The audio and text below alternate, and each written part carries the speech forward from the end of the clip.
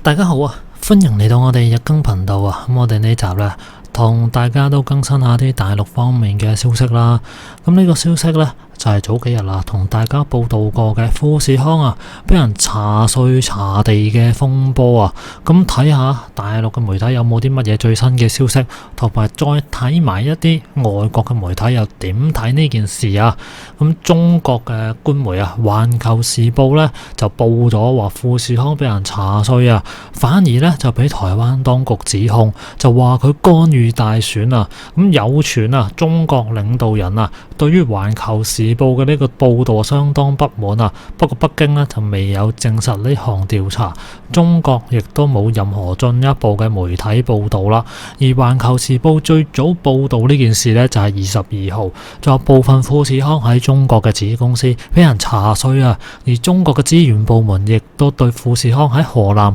湖北嘅重點企業用地進行現場調查。咁兩個消息人士表示啦，富士康面臨中國當局查稅，亦都係證實咗《環球時報》嘅報導啊。而《環球時報》英文版喺22號夜晚亦都報導，就富士康創辦人郭台銘參選總統就會瓜分反對派嘅選票，可能令到民調已經領先嘅民進黨參選人賴清德呢，就話佢係保證勝選啊。而路透社都講到啊，話知情人士表示啊，佢哋認為查稅嘅消息曝光係出於政治因素，同台灣明年1月嘅選舉係有關係嘅。而富士康嘅創辦人郭台銘就將會獨立參選台灣2024嘅大選啦。咁台灣一個資深嘅安全消息人士話俾路透社知道，而家政府當局評估嘅係中國嘅高級領導層對《環球時報》嘅報導係好不滿，因為呢個調查好快就已經俾台灣嘅執政黨民進黨就攞嚟指控係佢干預大選，然後呢就用咗嚟爭取更加多選民嘅支持，然後就繼續講話中國啊喺度咁啊。咁呢幾個消息人士呢，就提到啦，千祈唔好開佢名，陣間俾人知道係邊個就麻煩啦。咁原來啊，中國官方對於鴻海集團旗下富士康查稅查用地呢一樣嘢呢，喺台企嚟講，台灣企業嚟講呢，就唔係第一次㗎。佢話之前試過2021年對遠東集團重罰啦，2016年就對海霸王集團開罰啦。而佢呢個報道提到啊，話背後都有政治上嘅原因啊。而鴻海方面呢，就發咗消息，就話自己係合法合規嘅，就叫當局隨便調查啦。咁另外啦，英國嘅金融時報啊，亦都喺個專欄上面寫話中國喺台灣臨近大選之前對富士康查稅，個意思呢，就係要警告台灣一謹慎行事啦。佢話以往中國對企業嘅調查都係預示住會可能呢有更廣泛嘅打壓。咁佢呢個報道提到啊，就話北京當局可能呢係準備全面向外資企業施壓咁話。而呢一個專欄亦都講到話，距離台灣明年1月份總統大選得返幾個月啦。而北京呢，就想借呢個方式就提醒台灣唔好忘記中方嘅力量啊。而對台灣數一數二嘅大企業施壓，就係話俾台灣人知要謹慎行事啊。咁但係啦，郭台銘呢，而家係想獨立參選嘅。如果咁樣嚟講嘅話，係非常之有指向性啊。咁呢個文章提到啦，土地使用調查係令到人特別擔心噶。咁其中一項調查就聚焦咗喺河南省會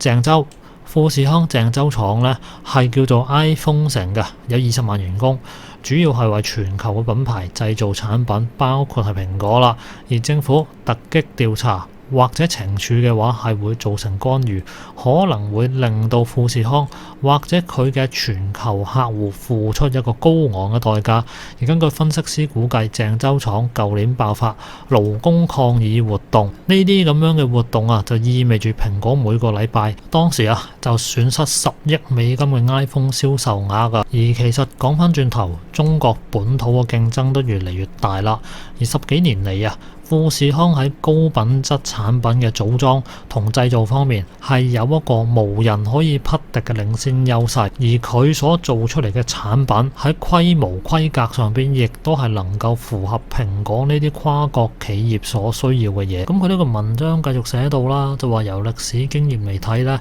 話中國對企業嘅調查多數係擴大打壓嘅先兆啊，而中國警方最近突擊就搜查英國廣告公司同公關公司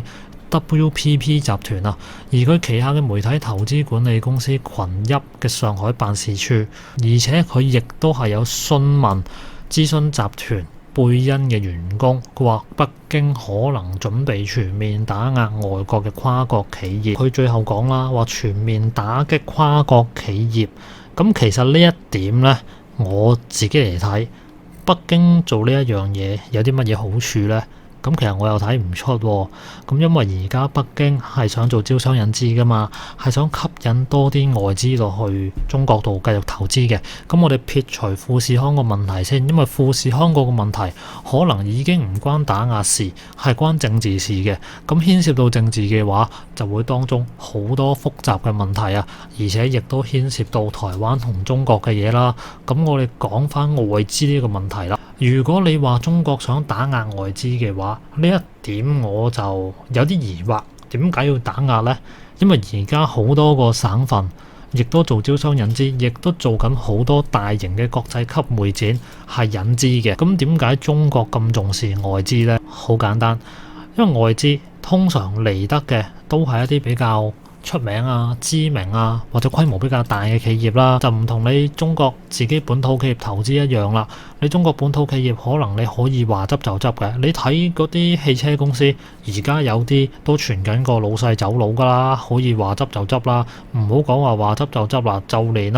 大型嘅房企恒大同碧桂園而家都半死不活啦。所以外資嚟講對中國好重要，因為只要你外資決定咗入去中國經營業務嘅話，咁基本上一做5年10年好穩陣嘅，唔會做過2年就拜拜嘅。咁你外資有一個長期嘅投資計劃噶嘛？就算而家中國嗰一個嘅人力成本係高咗啦，但係人民幣而家又跌咗啊嘛。美國加息應該都會持續一段時間噶啦。就算美國要減翻息落去，都唔係咁快可以做得到嘅事啊嘛。咁即係話個匯率上邊咧，肯定就會有一段時間係比較低迷噶啦。對佢哋嚟講，對外資嚟講